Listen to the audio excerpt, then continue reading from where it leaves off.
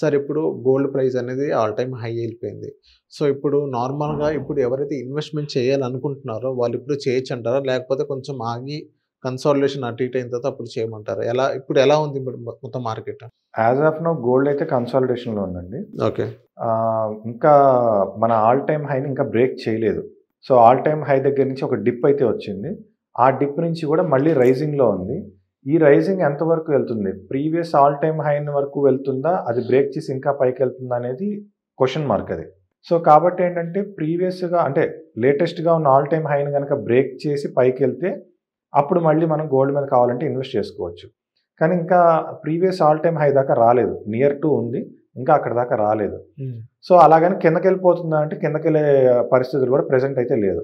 లేటెస్ట్‌గా ఏదైతే డిప్ వచ్చిందో ఆ డిప్ కన్నా కిందకెళ్తే తప్ప గోల్డ్ అనేది పడదు. సో, ఇప్పుడు ప్రెజెంట్ ఏంటంటే సిల్వర్ అనేది కొంచెం మంచి ర్యాలీ అవుతుంది. సిల్వర్ అవును. ఎందుకంటే మనకి గోల్డ్, సిల్వర్ కొంచెం ఇంటర్‌లింక్ ఉంటాయి. లైక్ నిఫ్టీ, బ్యాంక్ నిఫ్టీ లాగా గోల్డ్, సిల్వర్ అనేది ఇంటర్‌లింక్ ఉంటాయి. అంటే ఇంటర్‌లింక్ అంటే ఎలా అంటే టెక్నికల్‌గా నేను టెక్నికల్ పాయింట్ ఆఫ్ వ్యూలో చెప్తున్నా. సో, ఇప్పుడు సిల్వర్ అనేది రైజ్ అవుతుంది. కానీ గోల్డ్ మాత్రం కన్సాలిడేషన్‌లో ఉంది. సో, ఏంటంటే గోల్డ్ కన్సాలిడేషన్‌లో ఉంటే చాలు సిల్వర్ పెరగటానికి. ఓకే. ఒక కీ ఫ్యాక్టర్ అనమాట అది.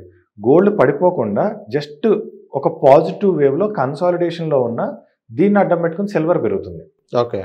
సో, సిమిలర్‌లీ మనకి నార్మల్‌గా మన ఇంట్రాడే మార్కెట్స్‌లో కూడా నిఫ్టీ, బ్యాంక్ నిఫ్టీలు ఎలా ఉంటాయంటే నిఫ్టీ కన్సాలిడేషన్‌లో ఉందనుకోండి. జస్ట్ ఆ కన్సాలిడేషన్ బేస్ చేసుకొని బ్యాంక్ నిఫ్టీ పెరుగుతూ ఉంటుంది. బ్యాంక్ నిఫ్టీ కన్సాలిడేషన్‌లో ఉందనుకోండి. దాన్ని బేస్ చేసుకొని నిఫ్టీ పెరుగుతూ ఉంటుంది. సో, ఒకటి కన్సాలిడేషన్‌లో అంటే పడట్లేదు కదా!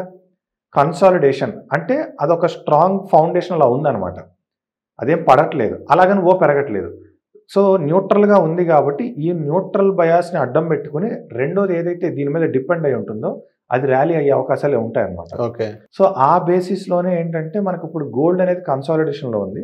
రైజింగ్‌లోనే ఉంది. పడట్లేదు. సో, దీన్ని బేస్ చేసుకొని సిల్వర్ అనేది కొంచెం ర్యాలీ అవుతుంది.